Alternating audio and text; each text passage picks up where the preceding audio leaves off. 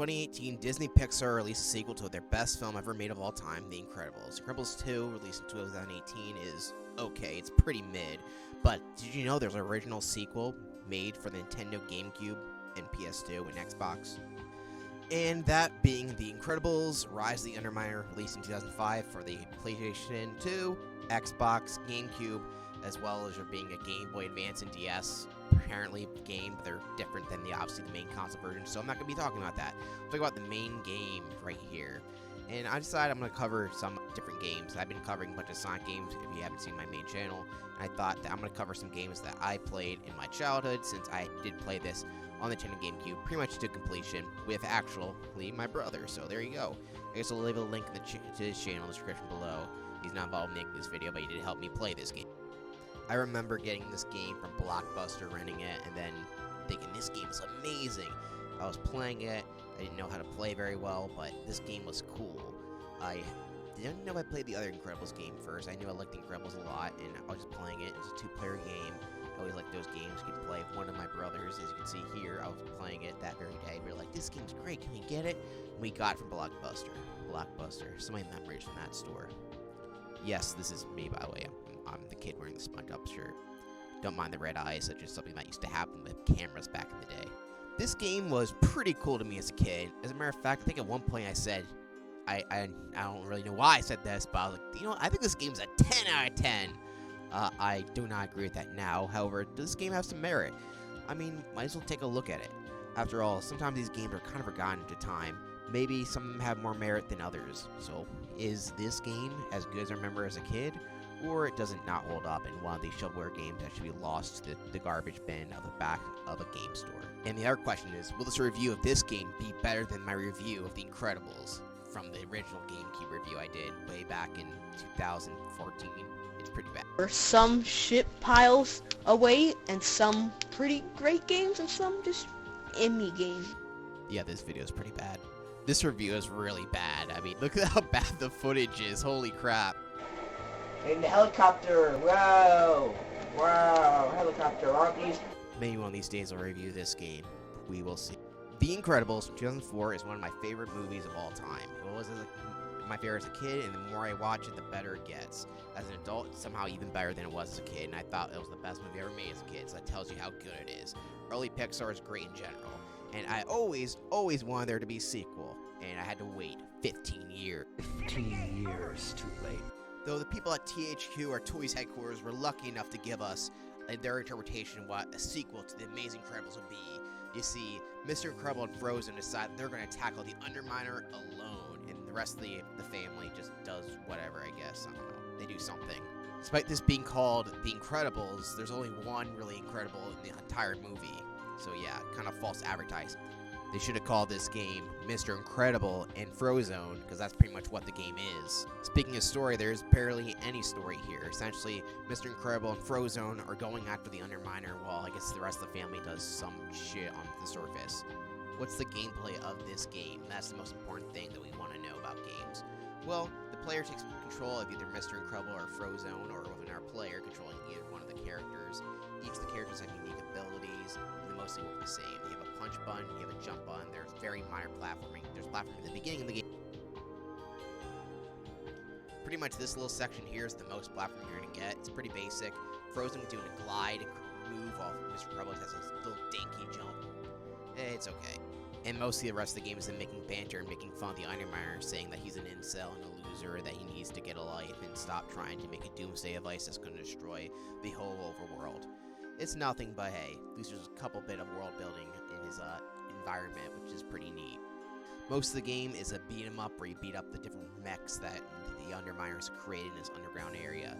And you gotta use both of your little men to do each their jobs. There's certain obstacles that only Frozone, some obstacles that only Mr. Incredible can handle. Those games that it's definitely better to have a second player, because the best way to do the gameplay, which you can't really see here since I had to use footage since I did most of my gameplay on the GameCube and I'm not going to re-record it on PC.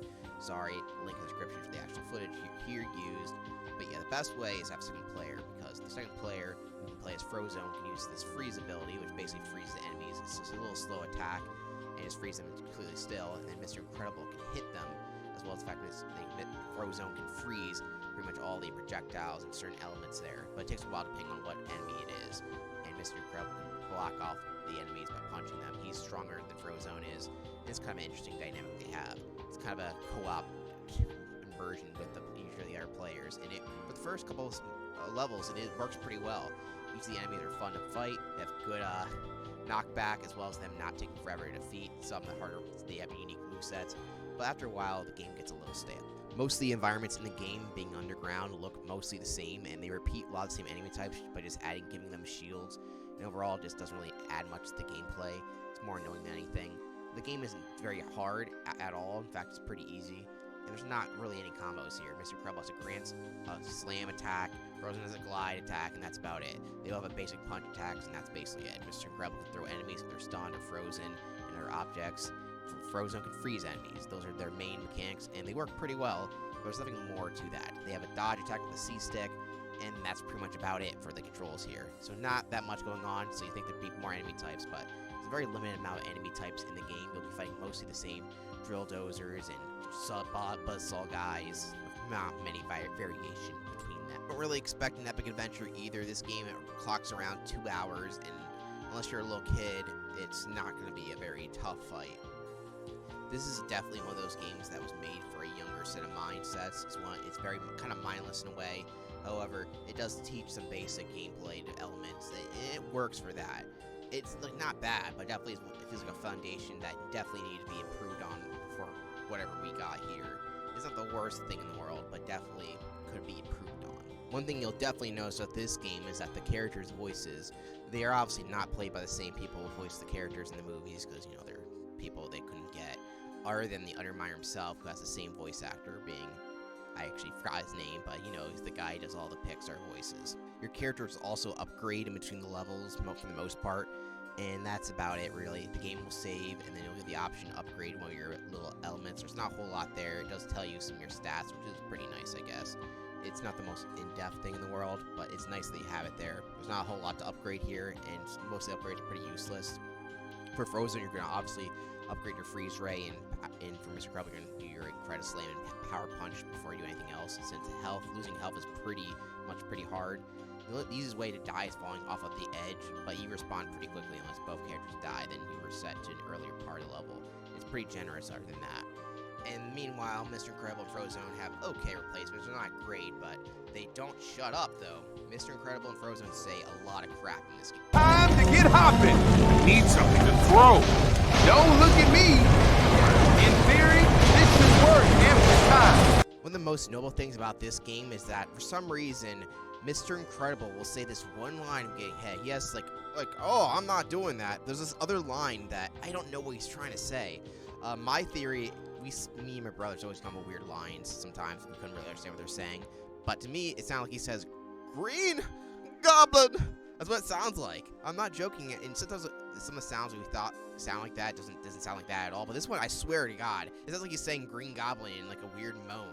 Like, take a listen to it for yourself. Fights are pretty basic for the most part. There's not a whole lot of them. In fact, there's like 2 in the whole game. We fight this guy as a guardian of the weapon that, you know, the Underminer is trying to use. Agnomizer Guardian, and they have this weird robotic voice. And for the most part, it's basically just an entourage of bullets. You gotta throw stuff at them using your 2 different characters to try to do that. It works pretty well. I wish more of the game actually had stuff like this. Would have added more diversity to the game. It's hard to hear in this gameplay footage, but in the actual game, you'll hear this sound effect a lot. And I honestly think it sounds like Green Goblin. And there's not much else to say about this game, but other than the fact there's boss fights. The only other boss fight is the Underminer, who's on top of the world. And this is the only other level that takes place above ground, since everything else just in his factory, which looks mostly the same. You know, this game really suffers from level differentiation, wherever you would call that. I honestly have a more positive review for this game. It goes into this part. For some reason, on the hardware I was playing on, this area here where you have to see this guy was kind of glitched. These spotlights are supposed to see these enemies here and shoot lasers at them, but for some reason our game did not do that, so we had to do the section 3 times, and all 3 times the same thing happened. This laser would just not kill this one enemy here, and it ended up getting reset over and over again. It was kind of annoying. Eventually decided just to give up, since it's pretty much the second to last level, which isn't the best thing in the world, but yeah, the game kind of like really put us to the dead end, because redoing the section over 3 time like this was already kind of draining enough. It was clear our game was just not going to work, and that's when we called it quits. But I had fun for the most part other than that experience. Mr. Incredible says hi to his family who weren't really in the game at all, and Frozone's like, yeah, we did that, and Mr. Incredible's like, yeah, we sure did. We sure did defeat that guy. Rise of the Underminer isn't the best game from my childhood, but it certainly isn't one of the worst. Thank you for watching. Subscribe for more, like and comment, and do whatever you want. I don't really care. That's all I gotta say about that. Alright, so before we end the video, we're going to be talking about some interesting little tidbits here, mostly about what the price and where to find these games. When I say where to find them, I just say what the consoles are. For example, this game was released on multiple different consoles, as I mentioned in the beginning of this video, but I'm going to showcase the different price ranges and how hard it is to find this game. The prices usually dictate that. Incredibles Rise of the Underminer, if you can tell from the GameCube price, is not a particularly rare game. It's only a $12 complete game, $9 loose. So you shouldn't have too much trouble finding this online or anywhere like that if you're really interested in playing it. The PS2 version is a little cheaper, but not by a whole lot. There's not a giant price range difference here. $7 loose, $8 complete, mostly $9 complete. But look at a dollar difference between the two versions, so I don't know how different they are in play style in comparison. I don't think it's one of those style games. Sometimes games have slight variance based on the console. I don't have this game on multiple different consoles, nor did I test it out. But depending on what your preferred 6th generation console is, we'll let you decide. And finally, there's the Xbox version. For some reason, it is around the same complete price as the PS2 version, but the loose disc price is like down by a couple more dollars, making the Xbox version, I guess, the cheapest one. Like I said in some other videos, I don't know when they're out yet, but I think that the Xbox actually runs these games the best, depending on the game. Like Sonic Heroes will run best on the GameCube because that's the game it was initially developed for, but games like SpongeBob Battle for Bikini Bomb actually run better on the original Xbox. Depends what 6th generation console you have. This game was never reported, however, you can tell from these prices they aren't very expensive. You can have, if you have backwards compatible PS3, you can play the PS2 version. I'm not sure how many Xbox original games the 360 can play. However, it can play quite a few games. I'm not sure if this game's on that list or not. And of course, games can be played on your Wii. So there's backwards compatibility for these games in that way, but they have not been reported. Honestly, that's all I have to say about this game that I played a lot in my childhood. Do I recommend playing this game? Well, it really depends. If you're a fan of The Incredibles, you might find something fun here. After all, it was kind of interesting to see like someone else's interpretation of the ending of The Incredibles. Okay, we went underground, had this fight. It is weird that The Incredibles 2 decided to take place pretty much in the exact same scenario as the first movie ending. Like, of all the movies, like, I don't think the ending of The Incredibles, like, really, it gave it really away that this is how it really should begin, but whatever. The Incredibles 2 was kind of a rushed film, and Incredibles Rise of the Underminer is just an alright game. I think the mechanics work fine, just the design isn't overall that well thought out. It was just like, okay, we'll have a continuation here since people want to see it, so that's what they did. It's fine, it works fine, some of the enemy designs are okay. There's not a whole lot to collect here. 100% of the game is pretty basic, since there's a couple little hidden things here and there, just for gallery items, and they're both mostly pretty useless. It repeats a lot of the same enemies. This game is really only worth playing with a second friend, or if you like The Incredibles a lot. It might give a kid a fun time for a short amount of time, and the game is not overly long. So I don't say I would disregard this game at all. It's definitely not the shovelware pile, but it's definitely not high quality art. Overall, I rate this game a 7 out of 10, and that's alright.